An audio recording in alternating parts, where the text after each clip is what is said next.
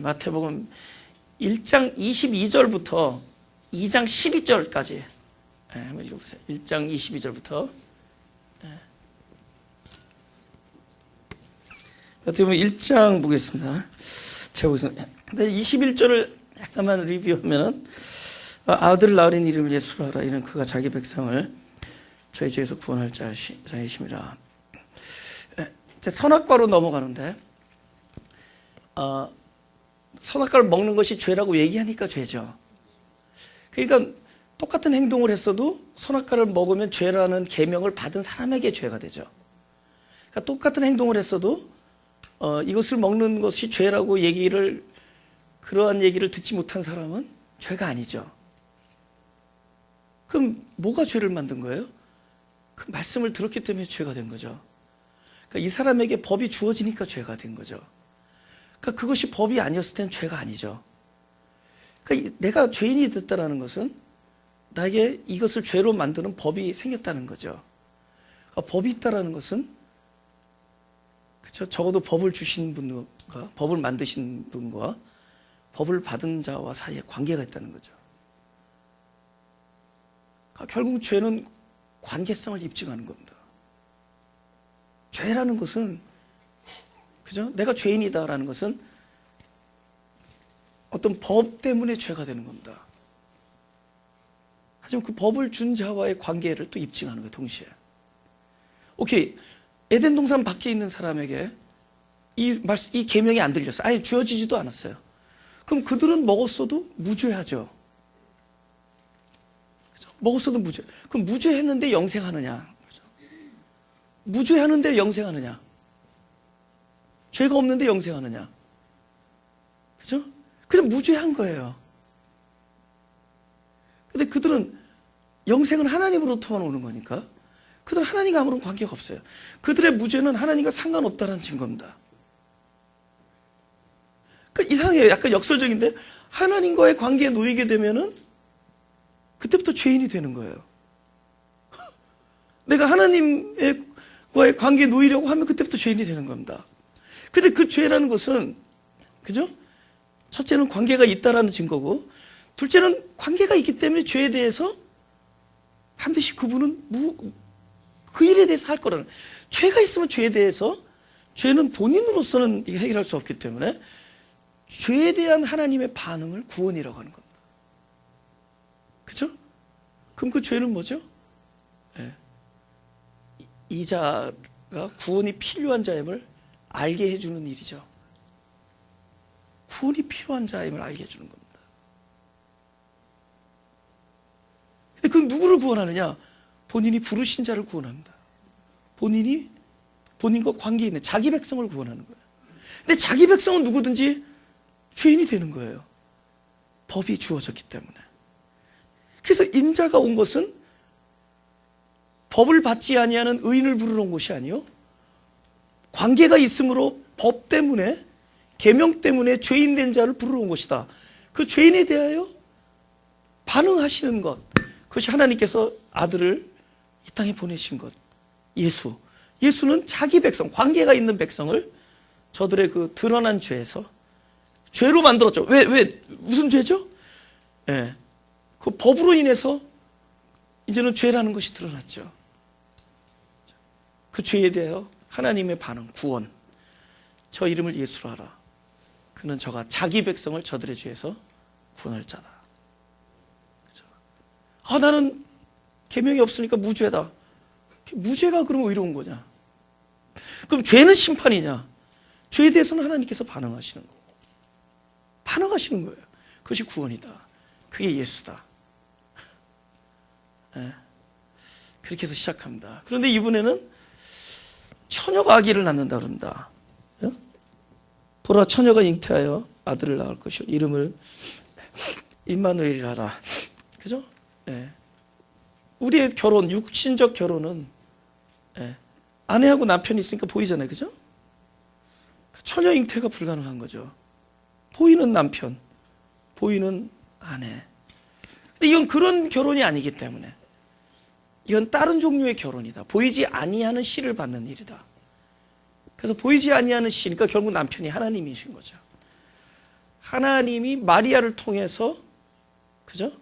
보이지 않는 처녀 잉태, 보이지 아니하는 하나님이니까, 보이는 남편이 아니라 보이지 아니하는 씨니까 딱 났어요.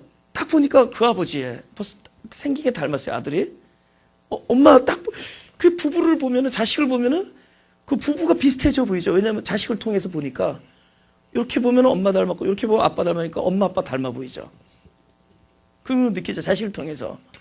그러니까 이거는 그냥 이걸 통해서 누굴 보느냐? 그냥 보이는 아버지라는 게 나타나요. 그런데 마리아를 통해서 낳은 자식은 보이는 아버지가 없으니까 보이지 아니하는 하나님을 증거합니다. 보이지 아니하는, 그 보이지 아니하는 하나님을 마리아를 통해서 낳은 그 예수를 통해서 증거한다면은, 하나님이 함께 계시다라는 걸 우리는 몰랐지만은 그 아들을 통해서 하나님이, 보이지 아니한 하나님이 우리와 함께 계시다를 증거할 수 있는 거예요. 그죠? 그러니까 그 아들을 통해서, 그죠? 네. 그러니까 하나님의 생명을 받은 자는, 하나님이 함께 하신다면은 반드시 하나님의 씨를 받아서 그 생명을 낳게 됩니다. 그러니까 그 생명을 통해서 보이지 않는 하나님이 함께 계심을, 그걸 통해서 알 수 있죠. 그럼 반대로 하나님이 함께하지 않으면은 그런 새 생명을 낳을 수가 없다. 그렇죠? 거듭남의 역사가 없다. 그러니까 하나님, 그러니까 우리를 통해서 부단히도 계속 생겨나는 새 생명은 뭐를 증거하는 거냐? 보이지 않는 하나님이 함께 계시다라는 걸 증거하는 겁니다. 그래서 계속 새 생명이 나타나. 이건 뭐죠? 임마누엘이구나. 이건 예수님의 탄생의 원리만이 아니라 하나님의 생명을 씨로 받은 모든 사람들에게 있어서 그 새 생명의 탄생의 원리가 바로 임마누엘이라고 표현될 수 있어요. 그걸 통해서 알 수 있어요. 보이지 아니하는 하나님을 나타내니까. 그러니까 하나님이 함께 하시다를 어떻게 증거할 수 있냐? 끊임없이 새 생명을 탄생하면서. 그러니까 우리가 이 육체 안에 가둬져 있기 때문에, 우리가 시간과 공간 안에 있기 때문에 새 생명의 탄생을 한 사람 한 사람만 생각해요. 사람의 생명을 한 사람에게 하나만 생각하는데, 그런, 이게 그 말 안에 가두어질 수는 없습니다. 그리고 어떤 영적인 감각을 그대로 내가 말로 표현하자면은, 우리는 끊임없이 새 생명을 탄생시키는 자들. 왜냐하면 생명의 씨앗을 받는 자들이기 때문에. 그게 뭐 어떤 건지는 몰라도 내 생명은 죽고 새 생명이 계속 탄생되는 자리에 있습니다. 우리는 뭐죠? 그 씨를 받는 자예요. 누구의 정체성이? 마리아의 정체성이죠. 씨가 없는 자, 소위 여자인데 그 씨를 받는 자들이에요. 그래서 그리스도의 생명을 끊임없이 탄생시켜내고 있습니다. 어느 날, 내가 평소 때는 안 그랬는데 어느 날 진짜 주님이 살아하셨던 것처럼 진짜 다른 사람을 향해서 자기 목숨을 초계처럼 버릴, 초계같이 여기고, 진짜 희생을 할 때가 있습니다.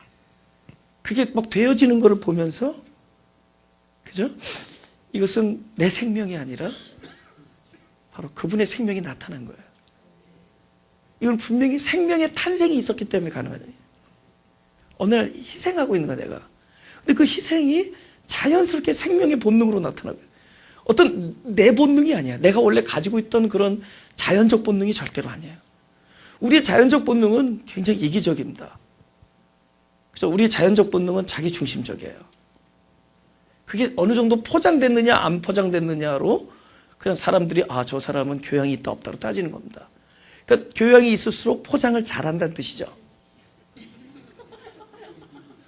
근데 본능은 똑같아요. 자연적 본능은 똑같은 거예요. 근데 그 생명의 결과가 아니에요. 어느 날 진짜 자기를 부인하고 자기가 망하는 자리에 가 있으면서 다른 사람을 살리는 일을 하고 있어요. 이것은 내 생명이 아니에요. 새롭게 씨를 받아서 탄생된 새로운 생명의 본능으로 그 일을 하고 있는 겁니다. 야, 보이지 않는 생명이구나, 이게. 그죠? 어느 날 나보다 남을 존귀하게 여기고 다른 사람을 극률히 여기고 진심으로 그를 위하여, 타인을 위하여 자기의 손해를 기쁘게 받아들이고 자기를 막 희생하면서 이런 일이 어느 날 자연스럽게 이루어지고 있을 때, 아, 임마누엘이구나. 보이지 아니하는 영적 남편이신 하나님을 통해서 새 생명이 나왔구나. 할렐루야. 그런 일들이 일어나고 있는 겁니다. 놀라운 일들이 일어나고 있는 거예요. 일이 없으면 우린 희망이 없는 사람들이에요. 아, 진짜 희망이 없어요. 그렇죠? 진짜 희망이 없어요. 아까도 어떤 선교사를 잠깐 만나 대화를 했는데, 우리가 가지고 있는 이 종교라는 틀이 사람을 더 악하게 만들지 않냐고. 그 종교라는 틀 안에 없었을 때는 그래도 솔직하기라도 했었지. 이제는 얼마나 우리를 이렇게 포장하는지, 그죠? 그리고 얼마나 남을 정죄하는지, 그렇죠? 얼마나 독선적이 되는지. 어떻게 이 틀을 좀 깰 수가 없을까요? 그죠? 틀 안에 바깥에 있으면 안 될 거예요. 이미 밖에 계시지 않습니까?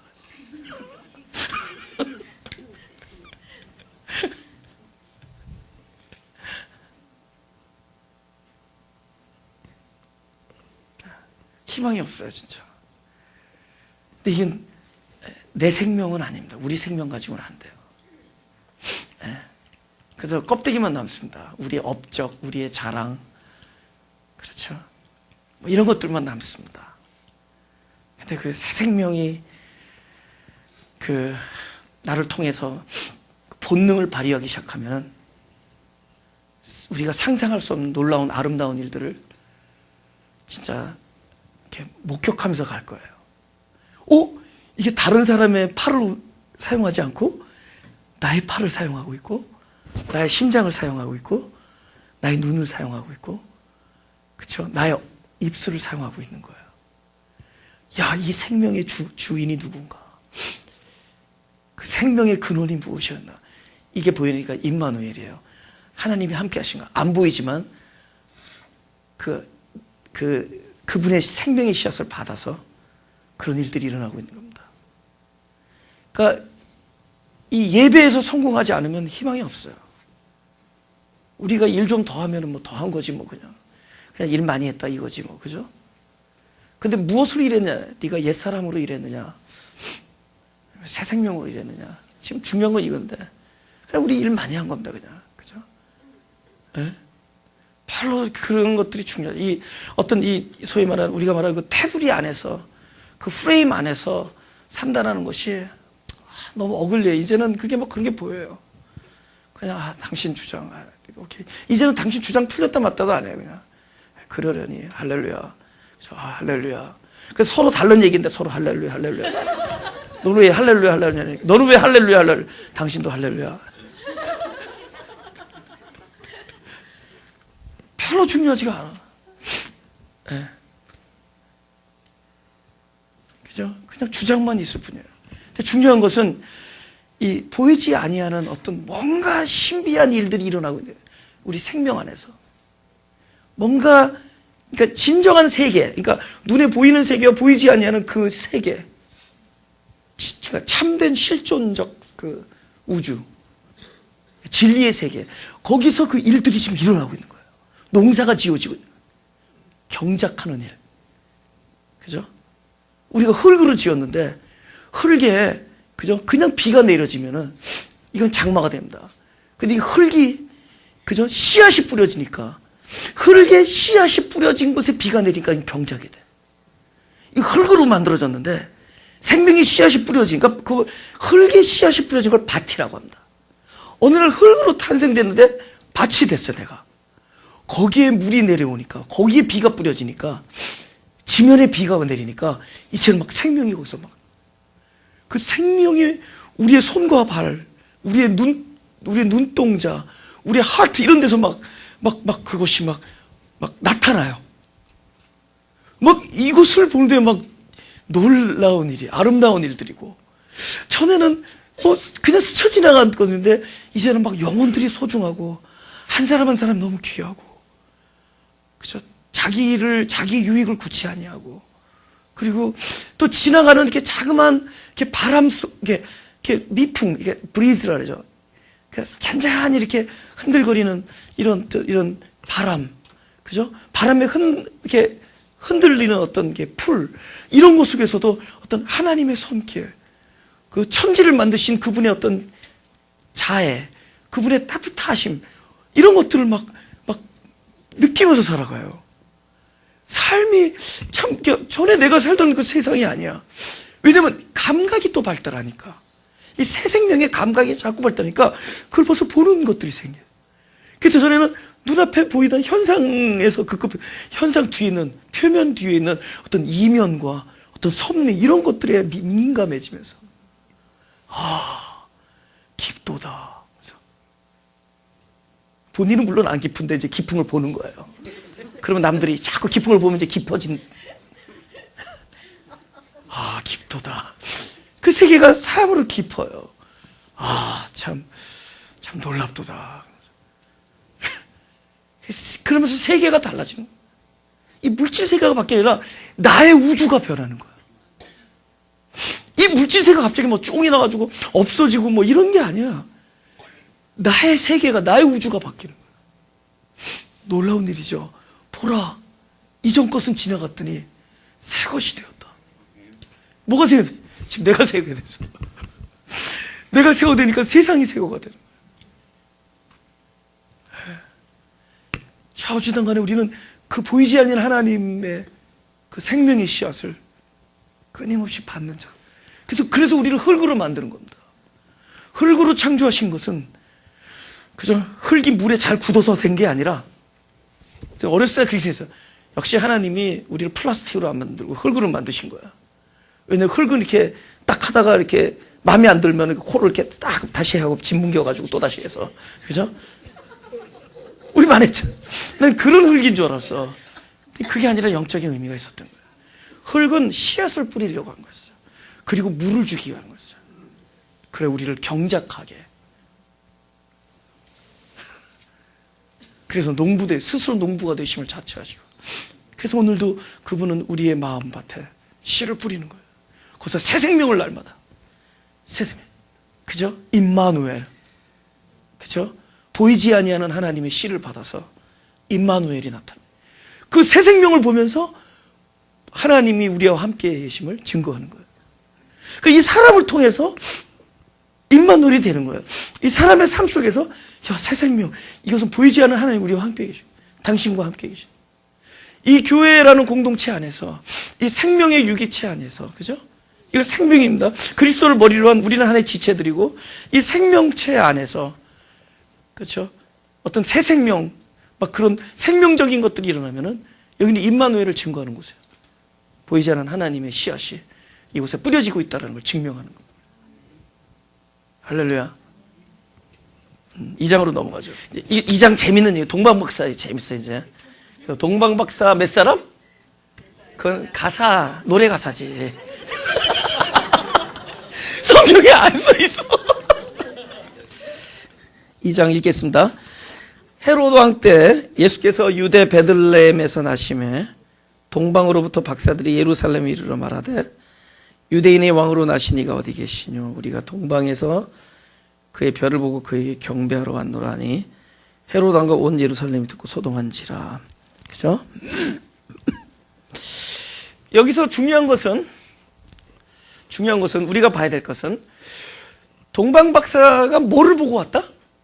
별을 보고 왔다. 그러니까 별은 밤에 보이죠. 이상하지 않아요? 우주가 이 대명천지에는 안 보여요. 환한 대낮에 우주가 안 보이는데 깜깜한 밤중에 우주가 보여요. 세상에서는 밤중에 안 보이고 환할 때 뭐 보이는데, 진짜 이 대우주는 깜깜한 밤에 보여요. 별들은 밤에 보입니다. 그죠? 이 대낮에는 안 보여요. 이상하지 않아요? 그죠? 그죠? 밤에 보여요. 중요한 겁니다. 그죠? 우리가 빛을 언제 볼 수 있느냐? 자기를 부인하는 자기를 부정할 때 빛이 보이는 거예요. 진리가 자기가 부정되지 아니하면 진리가 보이지 않는 겁니다. 자기가 부정되지 않는, 자기를 부인하지 아니한 상태에서 본 빛은 그냥 지식입니다.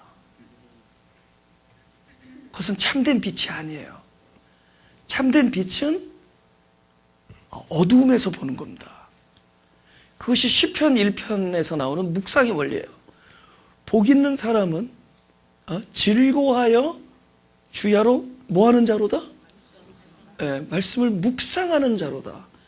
그러니까 어두운 묵이죠. 어두운 데서 보이는 거예요. 지금 밤인데 여기 불을 환하게 켰습니다. 그러면 유리창을 카텐을 닫혀도 밖에 안 보여요. 바깥이 언제 보이느냐? 바깥에 그래도 지나가는 조그만 무슨 네온사인 이런 것들이 언제 보이느냐? 이 방에 불을 다 깜깜하게 껐을 때 보이는 거예요. 그러니까 나의 현재 위치가 어둠에 처해 있을 때 빛이 보여요. 예. 이거는 저와 여러분이 살면서 경험하는 얘기들입니다. 저와 여러분들이 경험하는 겁니다. 저와 여러분이. 그죠? 그러니까 평소 때는 안 보이는데 본인이 진정으로 낮아지면은 보여요. 세상은 높은 데 올라가면 뭐 야호 보이죠?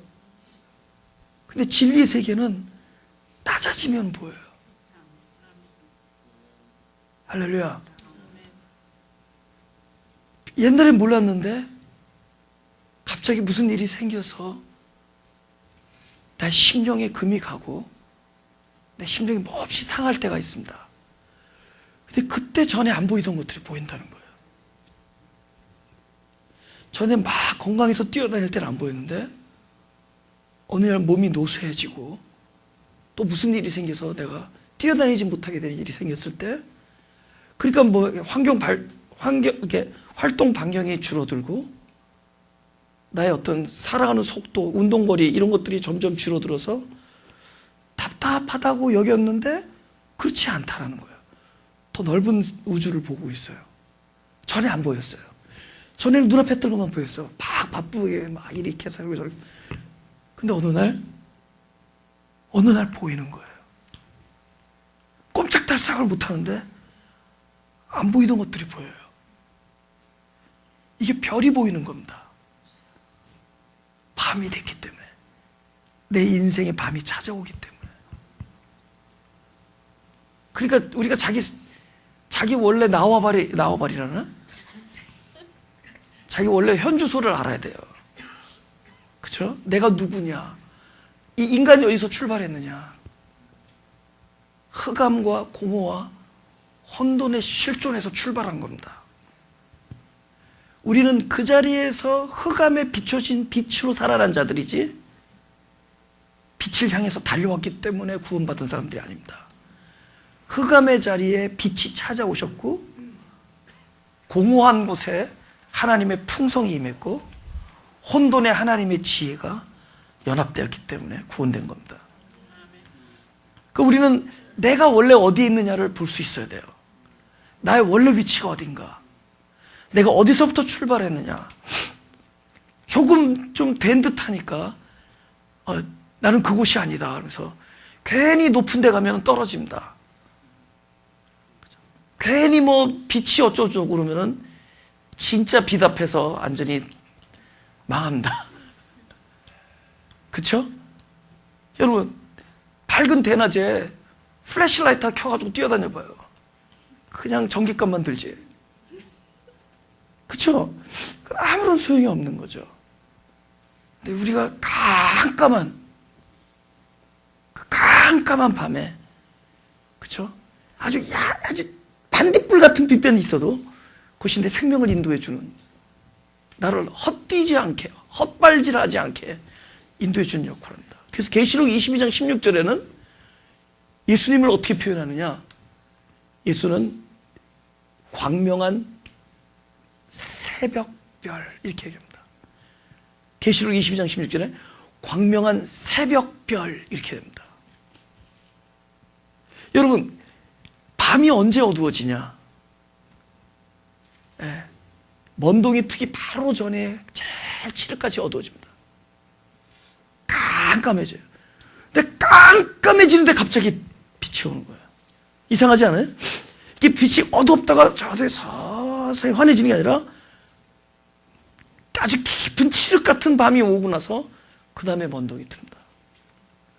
그때 별, 그러니까 새벽에 볼 수 있는 별, 캄캄한 데서 보여지는 별입니다. 이 동방 박사들이 결국은 그 별을 보고 왔다는 것은 자기의 그 어두움, 그죠? 늘 우리 자신들을 부정하고 자신들을 낮추고 사람이 할 수 없다라는 것, 그것이 기초가 될 때 우리는 별이신 그리스도의 인도하심을 쉽게 접할 수가 있게 됩니다. 이건 죽는 날까지 가야 돼요. 우리가 아무리 칭찬 들을 일을 하고 놀라운 일을 했어도 이건 끊임없이 가야 된다. 우리가 성숙하다, 저분이 성숙하다, 저분이 참 그분이 얼마나 많은 신앙생활을 했고 얼마나 많은 종교활동을 했다는 데 있지 않아요. 종교활동이 있으면 그곳에 열매가 나타나요. 열매가 뭘로 나타나 있어요? 그만큼 자기 자신을 부인하는 사람이 되든, 우리가 깊이 하나님과 교통하면 할수록 뭐가 보여요? 역시 나는 아니군요를 봅니다. 진짜 하나님과 깊은 대화를 하게 되면은 역시 나에게 필요한 건 당신의 은혜와 당신의 용서하심과 당신의 긍휼히 여기심입니다. 이렇게 갑니다. 그래서 끊임없이 내가 얼마나 허약한 존재라는 걸 알게 해주는 게 우리 신앙생활입니다. 그렇게 가야 돼요. 그래서 자기를 끊임없이 낮추고 부인하면서 오히려 그분의 인도하심을 더 선명하게 경험하게 됩니다. 그렇죠? 근데 문제가 생겼어요. 이 사람들이 그날까지는 좋아서 밤에 별을 찾아왔다는 참 좋아요. 낮에는, 그죠? 별이 안 보이니까 밤에 자기를 부인할 때 빛이 보여서 내 삶이 인도됐는데 어느 날 딱 별이 사라집니다. 어느 순간에 별이 사라져. 왜냐하면 별이 필요 없는 지점에 올 때가 입니다. 그죠? 그동안에는 별의 인도함을 받았는데 어느 순간에 딱 와서 이 순간에서는 별의 인도함이 필요 없다라고 스스로 여길 때가 있습니다. 그게 먼저 너무나 마땅히 여기는 데가 있어요. 당연히 그리스도, 메시아, 당연히 왕은 왕궁에서 여태까지는 예루살렘까지 왔어요. 그죠? 왔어요. 동방에서부터 왔습니다. 근데 딱 오고 나니까 여기서는 사람들이 인도하심을 받지 않고 너무나 마땅히 여기는 곳이 있습니다. 왕은 반드시 왕궁에 있을 거라는, 우리가 끊임없이 알고, 우리는 아무 의심 없이 그냥 당연히 마땅히 알고 있는 그 지식. 왕은 왕궁에 있을 것이다. 이 양반들이 진짜 예수가 있는 곳으로 가지 않고 여기까지는 별을 보고 왔는데 어느 순간에 그냥 별을 보지 아니하고 뭐를 봤냐? 자기가 알고 있는 그냥 마땅한 지식, 하나 의심의 제거의 여지가 없는 거예요. 마땅히 당연히 그분은 왕궁에 있을 것이다. 단지 이들에게 관심은 이 별이 예루살렘을 향하느냐 아니면 다른 나라 수도를 향하느냐였어요. 그러니까 그 나라 수도에 딱 들어오니까 마땅히 왕궁에 있을 거라는 생각을 합니다. 그리고는 헤롯 왕에게 가는 거예요. 그러니까 별이 사라지죠. 별이 사라진 거예요? 별이 안 보인 거예요? 안 보이는 겁니다. 별은 24시간 있습니다. 별은 내가 아는 것은 모르는 것이다 할 때만 보여요. 그런 선전이 있었죠. 내가 아는 것이라고는 뭐 뿐입니다. 그거 있었습니다. 유명한 선전. 30년 넘게 사신 분들은 아실 거예요. 제가 아는 것이라고는 네.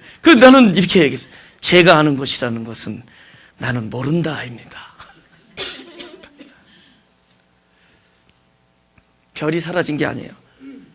별이 안 보이는 겁니다. 뭐에 가리죠? 지식, 그죠? 고정관념, 내가 알고 있다고 여기는 것, 그것이 가리는 겁니다. 당연히 왕궁에 있을 거라고 여기는 거죠. 요한복음 21장 4절을 보겠습니다. 시작. 날이 새어갈 때 예수께서 바닷가에 서셨으나 제자들이 예수신 줄 알지 못하는지라.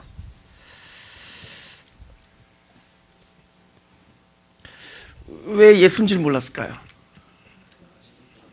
에? 그죠? 어떤 지식이에요? 돌아가셨다라는 지식. 그죠? 예, 돌아가셨다라는 지식. 예. 근데 예수님이 계셨죠. 계셨단 말이죠. 근데 그게 안 보이는 겁니다. 그죠? 누가복음 24장 보겠습니다. 13절. 누가복음 24장 13절에서 16절. 그날에 저희 중 둘이 예루살렘에서 25리 되는 엠마오라 하는 촌으로 가면서 이 모든 된 일을 서로 이야기하더라. 저희가 서로 이야기하며 문의할 때 예수께서 가까이 이르러 저희와 동행하시나 저희의 눈이 가리워져서 그인 줄 알아보지 못하거늘 예수께서 이르시되 너희가 길 가면서 서로 주고받고 하는 얘기가 무엇이냐 하시니 두 사람이 슬픈 빛을 띠고 머물러 서더라. 지금 왜 눈이 가려지죠? 예수님이 돌아가신 것을 보았기 때문이죠. 그러니 우리가 자기의 경험과 자기의 느낌과 자기가 본 것까지도 부정할 수 있어야 된다. 그죠? 자기가 본 것도 부정해야 돼요. 그러니 뭐 꿈꾼 거 얘기하지 말라는 거죠. 그죠? 무슨 얘기인지 알죠? 꿈꾼 얘기하지 말자는 거죠. 환상도 부정해야 돼요. 그죠? 저도 환상을 봤다 그랬죠. 12년 전에. 근데 나중에 내가 생각하는 대로 환상이 비춰져. 그럼 내가 모든 거를 예지해서 알았냐는 거죠. 아니, 그 환상이 웃긴 거예요. 내가 이러지 않을까라는 게 환상이 나와. 그럼 둘 중에 하나지. 내가 하나님이든가 마귀든가.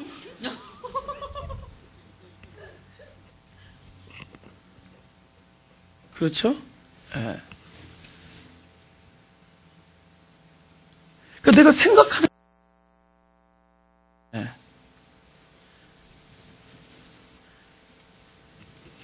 그러니까 부정할 수 있어야 되는데 너무 긍정해. 그죠? 자기의 느낌을 긍정해. 느낌. 그 느낌이 기도 중에 나타나는 거 아세요? 그 다음부터 전혀 생명과 관계없는, 전혀 이 사역과 관계없는, 쓸데없는 거. 근데 그것도 내가 생각한 거가 막 보여져요. 그 얼마나 우리들의 은사 속에서 장난하기 쉽겠어요. 사람들이 조금 뭔가 좀 보고 뭔가 느끼면은 그것에 의존하니까. 그 얼마나 장난치라기 좋겠어요. 그죠? 네. 하여튼 나를 중심으로 하는 것은 전부 부정의 대상이지. 너무 이 느낌이 사라져야 돼. 네. 느낌이 막 사람들 잡아요. 근데 아무도 환상을 보고 하나님께서, 그죠? 걱정하는 건 나다라고 얘기한 사람 하나도 못 봤습니다. 환상 봤는데 하나님께서 너를 걱정하신다. 자기 부정이 없어. 그 환상을 통해서 하나님께서 심히 걱정하는 건 바로 너다. 이런 얘기하는 사람 들어본 적이 없어요. 내가 총체적인 부정하는 거 아닙니다. 은사는 물론. 그러나 아주 뭡니까 진짜 성숙한 은사는 거의 드러남이 없이 알겠죠. 드러남이 없이. 어떤 그것도 도구가 돼야 되겠죠. 뭔가 거들어주는 도구가 되겠죠. 그렇죠? 예. 그렇게, 그죠? 예. 그렇게 되는 게 아니겠죠. 그죠? 예. 예.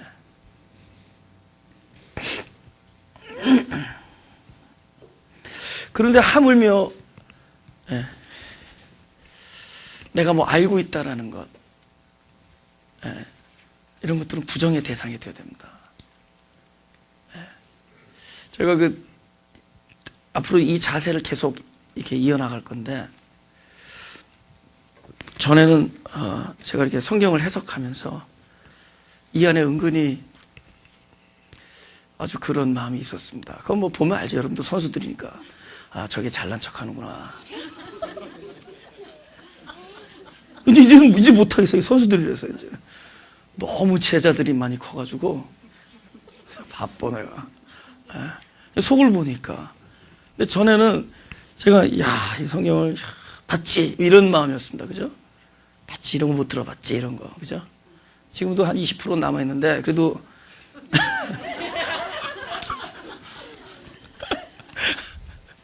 근데 그게 하나도 중요하지 않다는 걸 진짜로 알게 됐어요. 맞든 틀리든 그게 중요하지 않아요. 내 관심은 진짜 그리스도의 생명 안에서 풍성한 삶을 누리는 게 진짜예요. 진심으로. 그 어느 예배를 데려갔더니 우리 건희 형제가 그래요. 내 인생의 목적이 달라졌다는 거예요. 그래서 어느 예배를 딱 듣고 주중 예배를 따라갔는데 그 얘기를 하면서 왜 그랬더니 전에는 하나님의 영광을 위해서 살기로 했었는데 그냥 사랑하는 사람으로 남고 싶다는 거예요. 야, 그래서 그게 하나님의 영광이다. 전에는 하나님의 영광을 돌리려고 그랬다는 거예요. 근데 그냥 사랑하는 사람이 되겠다는 거예요. 야, 너 말씀이 제대로 들었다. 그렇게 형제, 25살 먹은 형제가 그렇게 얘기를 해요. 야, 너는 럭키인 게 난 25살에 그런 전도사를 본 적이 없고 그렇게 설교해주는 전도사. 지금 내 얘기하는 거 지금. 25살에 그런 말씀을 전해주는 전도사를 나는 맨날 와가지고 그죠? 네가 교회 안 나오면 되냐? 목사님 진짜 갑자기 네가 목사님 손자가 교회 안 나오는데 전혀 하나님 진짜 아무 관계 없는 얘기들, 종교 안에 그 틀어박힌 얘기들, 또 하나님과 더 멀어지게 만드는 얘기들. 그래서 저는 뭘 이렇게 좀 전해주고 싶었어. 뭔가 이렇게 그냥 새로운 그냥 이 성경에 대한 아주 특별한 해석 뭐 이런. 근데 그게 중요한 게 아니야. 그래. 특별한 해석을 하니까 사람들이 너무 성격이 특별해져가지고 링글들을 못해 밖에 나가서 망가져 사람들이. 그래서 안 되겠다. 그 각을 다 일단 나부터 부드러워져야겠다. 그래서 진짜 사랑하는 사람, 진심이에요. 진짜 더 그리스도의 마음이 나를 주장해서. 그래서 내가 진짜 가늘고 전에는 짧고 길게 굵게 살고 싶었는데 이제는 가늘게 길게 가서 진짜 그분이 하는 일을 보고 싶어. 사랑의 끝이 뭔지, 이 복음의 끝이 뭔지, 한 사람의 생명 안에서 하나님이 하시는 생명의 열매가 뭔지를 보고 싶어요. 진짜 보고 싶어요. 한 사람 안에서 진정한 그리스도의 분량으로 성장해 나는 것이 뭔지를 진짜로 보고 싶어요. 그러니까 뭘 안다 이런 게 중요하지 않대요. 난 말씀은 전하지만은 전할 뿐이지 확신을 가지고 전하지 않습니다. 전하와는 달리. 전에는 확신이었어요. 근데 그렇지 않아요. 나도 잘못 전할지 모르는데 그래도 죽이지만 마소서, 불태우지만 마소서. 그래서 다 옛날에 그죠? 누구죠? 아리스토텔레스도 다 태양이 돈다 그랬는데 그거보단 낫지 않습니까? 진심으로 그 마음으로 전하는 거예요. 그죠? 그냥 전하는 거예요. 그냥 나한테 오신 그분을 전하는 것 뿐이에요. 뭔가 안다라는 것, 이것이 사람들 죽이는 거예요. 자기도 가리고. 지금 마땅히 왕은 예루살렘 궁에 있을 거라고 아무도 의심하지 않죠. 근데 그게 참혹한 결과를 낳아요. 거기 들어가는 바람에 죄 없는 아이들까지 다 죽잖아. 이 사람의 알량한 그 지식들, 그냥 마땅히 그냥 아무 생각 없이 여기는 그런 상식들이 진짜 이들이 보여야 된 참 지식. 나는 모른다. 나는 끊임없이 죽는 날까지 그리스도의 인도함을 받아야 된다. 이것을 놓치게 만듭니다. 그래서 별이 사라진 게 아니에요. 별은 있는데 자기의 지식이 별을 못 보는 겁니다. 그리고 궁으로 들어가 버려요. 그죠? 근데, 그죠? 결국은, 보세요. 딱 들어갔는데, 여기 이제 성경을 보면 제가 읽겠습니다. 3절 헤롯 왕과 온 예루살렘이 듣고 소동한지라 왕이 모든 대제사장과 백성의 서기관들을 모아 그리스도가 어디서 나겠느냐 물으니 가로되 유대 베들레헴이오니 이는 선지자로 이렇게 기록된 바 또 유대 땅 베들레헴아 너는 유대 고을 중에 가장 작지 아니하도다 내게서 한 다스린 자가 나와서 내 백성 이스라엘 목자가 되리라 하였습니다. 예, 헤롯이 가만히 박사들을 불러 별이 나타난 때를 자세히 묻고 베들레헴으로 보내며 이르되 가서 아기에 대하여 자세히 알아보고 찾거든 내게 구하여 나도 가서 그에게 경배하게 하라. 박사들이 왕의 말을 듣고 갈새 동방에서 보던 그 별이 문득 앞서 인도하여 가다가 아기 있는 곳 위에 머물러 섰는지라. 그죠? 지금 왕이 바른 사람이 아니죠. 그래도 결국에는 이 사람을 누가 인도했냐면은 왕이 인도해. 9절에 왕의 말을 듣고, 근데 왕이 무슨 얘기를 해주죠? 말씀에 뭐라고 써 있느냐? 그러니까 말씀에 기록된 바 베들레헴에서. 그러니까 왕이 말했지만은 그 사악한 왕이 말했지만은 하나님께서는 왕의 입을 통해서 기록된 바를 그들에게 들려줍니다. 기록된 바 하나님의 말씀을 들려주세요. 사랑의 영적 감각과 하나님의 말씀이 일치할 때 별을 보게 되었습니다. 하나님의 말씀과 자기 부정, 하나님의 말씀과 자기 부인, 하나님의 말씀과 자기 비움, 하나님의 말씀과 그런 하나님의 그 진리를 바라보는 그런 영적인 감각, 이런 것들이 한데 모였을 때 그때부터 별이 보이는 겁니다. 그렇죠. 근데 여기서 가장 소중한 것, 말씀, 그것이 사실은 별이에요. 별이 누구를 통해서 빛나냐? 결국 사람의 입술을 통하여 결국 말씀이 별이었기 때문에. 별의 인도함이 어디로 나타나냐? 말씀을 통하여 나타난다. 할렐루야. 그제서야 기록된 바에 베들레헴이 어디 있는지를 알게 됩니다. 그런 순간 어떻게 되죠? 별이 다시 반짝거리기 시작한다. 별이 없다가 있어서 생긴 것이 아니라, 별이 사라졌다가 나타난 것이 아니라, 있던 별이 내 눈에 안 보이다가 보이기 시작하는 거예요. 그것을 성경에서는 믿음이 견고해지는 것이다. 믿음이 견고해지는 것은 자기가 안다고 하는 것이 깨어지는 순간에 믿음이 견고해지는 겁니다. 내가 그동안에 그렇게 붙잡고 있었던 것들을 자연스레 놓게 되는 것이 믿음이 견고해지는 거예요. 내가 확신하던 것들이 그것이 허사였구나, 헛된 거였구나를 깨닫는 것이 믿음이 견고해지는 겁니다. 자기를 부정하는 것이 믿음이 견고해지는 거예요. 예수님께서 베드로에게 이런 얘기를 해요.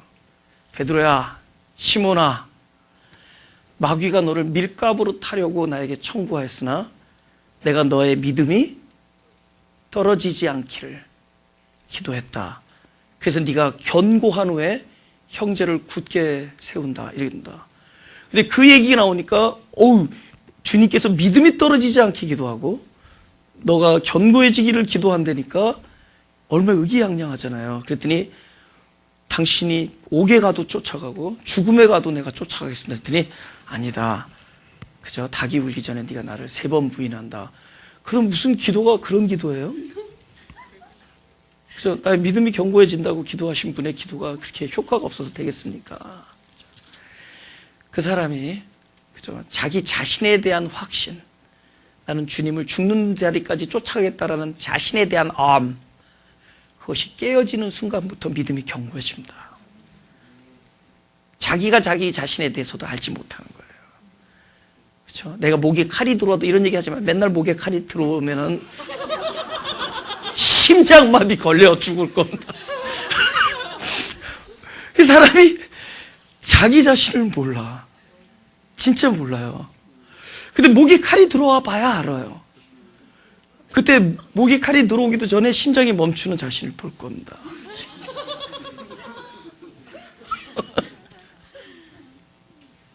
그러니까 베드로도 죽는 데까지 내가 가겠다 그랬어요. 죽는 데까지. 그건 뭐죠? 자신에 대해서 자기가 알고 있는 거야. 적어도, 그죠? 내가 나 자신에 대해서 아는 한, as far as I know. 그죠?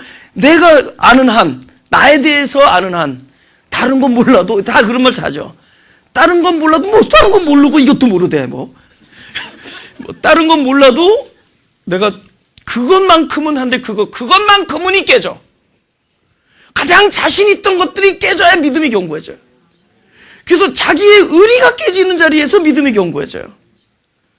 그 나중에 예수님이 찾았어요. 네가 날 사랑하냐? 아까 같으면 뭐 오브가 코스죠 그랬을 거 아니에요, 그죠? 왔다 형님 이렇게 나서 그죠? 섭섭하죠 그죠? 그죠? 적어도 나에 대해서 다른 건 몰라도 그거 묻지 마시오 이래야 되는데 그게 죽었어. 그러니까는 당신이 아시나이다. 지가 모르겠어. 전에는 뭐 그냥 슈얼하는 거잖아. 그죠? 확신하는 것들이잖아. 이게 깨지면서 믿음이 견고해지는 거예요. 그러니까 내가 알고 있는, 그러니까 이 왕들은 어디서 깨졌느냐? 결국은 왕을 통하여 하나님의 말씀, 기록된 바가 들려지는 순간, 말씀으로 인하여 그들이 당연히 알고 있었던 고정관념과 상식과 그 지식이 무너집니다. 그 순간이 믿음이 견고해지는 거예요. 그 믿음이 견고해, 철저한 자기 부정, 그 자기 지식, 그런 상식이 다 깨지는 순간에 오히려 그때 그 빛이 다시 보이는 거예요. 우리 인생에 이런 것들이 경험되어지는 거예요. 그죠? 다시 보이는 거예요. 그죠? 요거 3절, 10절 읽겠습니다. 저희가 별을 보고 가장 크게 기뻐하고 기뻐하더라. 그죠? 이 기쁨이 어디서 나와요? 패배의 자리에서 그것이 참된 승리의 자리라는 걸 알기 때문에 기쁩니다. 그렇죠? 예. 집에 들어가 아기와 그 모친 마리아와 함께 있는 것을 보고 엎드려 아기께 경배하고 보배압을 열어 황금과 유황과 모략을 예물로 드리니라. 꿈의 헤롯에게로 돌아가지 말라 지시하심을 받아 다른 길로 고국에 돌아가니라. 그죠? 그러니까 참된 그리스도를 만나고 나면은 우리가 걸어왔던 길로 돌아가지 않습니다. 이들이 왔던 길로 오질 않아요. 우리가 그리스도를 만나면은 그동안에 왔던 길이 아님을 알게 됩니다. 왜냐하면 그분이 길이라는 걸 알게 돼요. 그때는 새로운 길이 열립니다. 그래서 요한복음 14장에 이런 얘기를 해요. 내가 가는 길을 너희가 알리라. 그런 게 나의 가는 길을 너희가 알리라. 그러니까 예수님이 그렇게 말하니까 도마가 그죠? 나의 가는 길을 너희가 알리라 이렇게 얘기하니까 도마가 아주 샤프한 질문을 던집니다. 아니 어딜 가는지를 모르는데 목적지를 모르는데 길을 어떻게 알겠냐는 거예요. 나의 가는 길을 너희가 알리라니까 도마가 아니 당신이 어딜 가는지 목적지를 모르는데 그 길을 어떻게 알겠냐 그래. 대화가 아주 심상치 않아. 2000년 전에는 주로 이렇게 대화했어요. 그죠? 나가는 길을 너희가 알리라. 가는 길을 모르는데 어찌할라요? 그러니까 내가 길이요 이렇게. 내가 길이요 생명이요 진리네. 그죠? 나로 말미암지 아버지께로 올 자가. 그리고 아버지에게 갈 자가 없다 그러죠. 아버지에게로 올 자. 올 때는 자기한테 오는 건데. 나로 말미암지 않고는 아버지께로 올 자가 없네. 옛날에 2000년에 대화를 이렇게 해요. 나로 말미암지 않고는 아버지께로 갈 자가 없느니라 이렇게 되는데 나로 말미암지 않고는 아버지께로 올 자가 없느니라. 예, 뭐 지금은 그건 뭐 여러분들 혼자 상상하시고 지금 그 얘기할 시간이 없고 이런 얘기를 하는 거예요. 아니 가는 길을 모르는데 당신은 어디를 가는지를 모르는데 길을 어떻게 알겠습니까? 그거에 대해서 예수님께서 내가 길이요 진리요 이렇게 얘기합니다. 목적지를 모르는데 길을 어떻게 알겠느냐. 우리 생각에 보세요. 중요한 겁니다. 우리 생각에는 목적지가 있고 길이 있어요. 목적지가 있다면 길은 목적지로 가는 수단이야. 우리 생각에, 그죠? 근데 그렇지 않아요. 예수님의 뜻은. 예. 목적지가 따로 있는 게 아니라 그 길이 목적이 돼요. 목적지가 있고 길이 목적으로 인도하는 길이 있는 게 아니라 그 길이 목적이 돼. 길이 목적이 돼. 그러니까 나의 가는 길을 너희가 알리라. 그러면서 내가 길이다 그래요. 그러니까 그분하고 딱 달라붙어 있으면 끝난 거야. 그곳이 목적이야. 그분과 함께 있는 곳이 목적지야. 그러니까 우리는 목적지를 두고 그분을 늘 길로 사용했어. 뭐? 수단으로. 목적으로 인도하는. 늘 그래서 그분이 필요해. 하나님, 내 이 목적을 하나님께서 도와주십시오. 그죠? I need your help. I need your support. 그죠? 예수님께서 왜 그렇게 얘기하느냐? 나의 가는 길을 너희가 알려라. 아니, 뭐, 어디 가는지도 모르는데 길을 어떻게 알겠냐? 주님께서 내가 길이다. 그러니까 결국은 길이 목적이 돼요. 그러니까 목적과 길이 따로 있는 게 아니에요. 길이 목적인 곳. 그러면서 그분이 길이 돼요. 그러니까 그리스도를 만나고 나면 옛날에 우리가 왔던 길은 어떤 목적을 가지고 찾아온 길이야. 이제 그 길로 가지 않게 돼. 꿈에 나타나서 그 길로 돌아가지 마라. 이제부터는 그리스도가 네 길이고 그리스도가 너의 목적지고 그분과 함께 있는 것이 그것이 목적이에요. 깜깜해야 별이 보여요.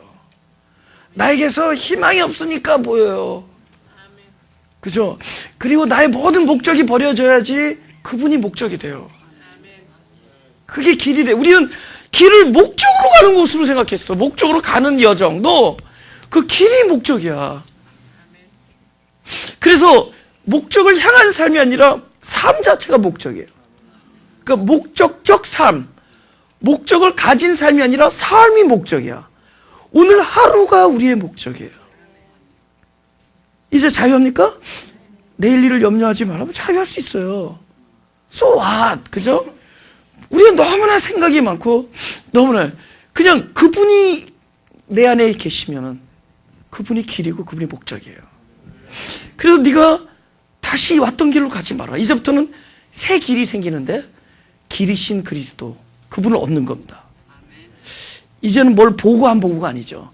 그분이 안에서 말할 수 없는 탄식으로 마땅히 빌 바를 알지 못하나 우리가 뭘 빌 바를 알지 못하나 그분이 말할 수 없는 탄식 우리를 위하여 친히 간구하시고 우리를 인도하시고 미쁘시사 그분이 부르신 이가 미쁘시사 그죠? 친히 이루실 것이고 시작하신 이가 그날까지 그분께서 이루실 것이고 우리는 그냥 끊임없이 자기 자신을 무익하다고 여기면서 가는 거예요. 아까 말씀을 딱 들으니까 역시 I was wrong이잖아요.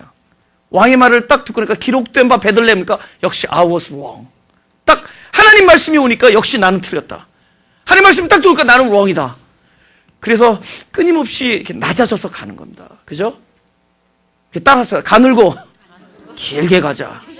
그래야지만이 그러니까 그게 낮아져서 길게 그래야지만이 하나님이 하는 일을 본대도요. 희망을 갖자는 거예요. 그 소망 뭐죠? 소망은 뭐냐면 우리들이 어떻게 될지 모르기 때문에 소망이지 알면은 피곤하죠. 그 여러분 예언 기도해가지고 뭐 어떻게 될 거다 듣지 말란 말이에요. 그죠? 그건 진짜 잡신들이야. 뭐 너 키 큰 사람이랑 결혼할 것이다. 우리 아내는요 제가 키 크다고 여겨요.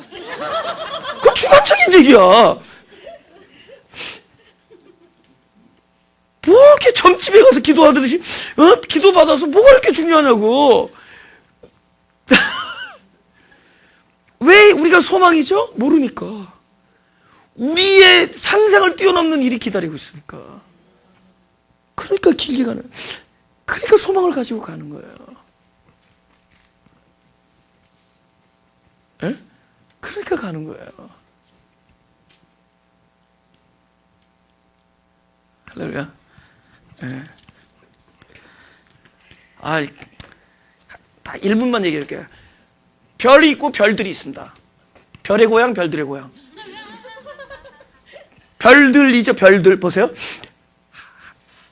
아브라함에게 오셔서 땅의 모래와 하늘의 별과 같이 되리라, 그런 얘기하죠. 그러니까 그 하늘의 별이 뭐냐? 보세요. 우리가 일단 땅의 모래처럼 많은 사람으로 태어납니다. 근데 많은 사람으로 태어나는 건 중요한 게 아니야. 중요해요. 그러니까 땅의 사람들도 있어. 모래 같은 사람들. 근데 하늘의 별들은 뭐냐? 보세요. 우리는 별을 보아하는 걸로 끝나지 않아요.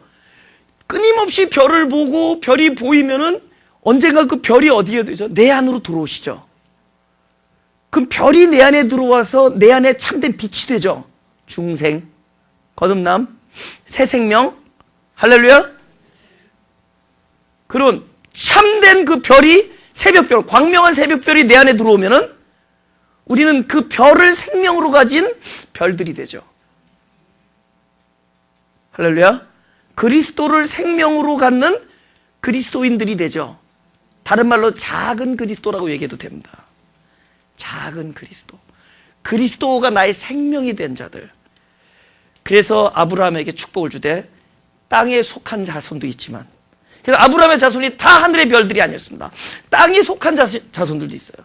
많은, 그저 내가 볼 땐 별보다 다 모래가 더 많아. 많은 모래 중에서 그 중에 별이 내 안에 들어와서 나의 생명이 되어서 별들이 됩니다. 저와 여러분은 하늘에 있는 별들이 된 거예요. 그게 복음적인 거예요. 하늘의 별과 같이. 그땐 복수형으로 씁니다. 그 복수는 단수의 별을 받아서 복수가 되는 거예요. 단수의 씨앗, 그 그리스도를 받아서 이제 별들이 됩니다. 그럼 우리 안에 뭐죠? 생명이 우리를 반짝거리는 게 뭐죠? 내가 아니라 원래 그 동방박사를 인도했던 그 별들. 그 별이 내 안에서 반짝이는 별이 돼요. 이제 너를 만나는 자마다 복을 얻는다. 내 안에 있는 그 별 때문에. 할렐루야. 가슴에 손을 대시고.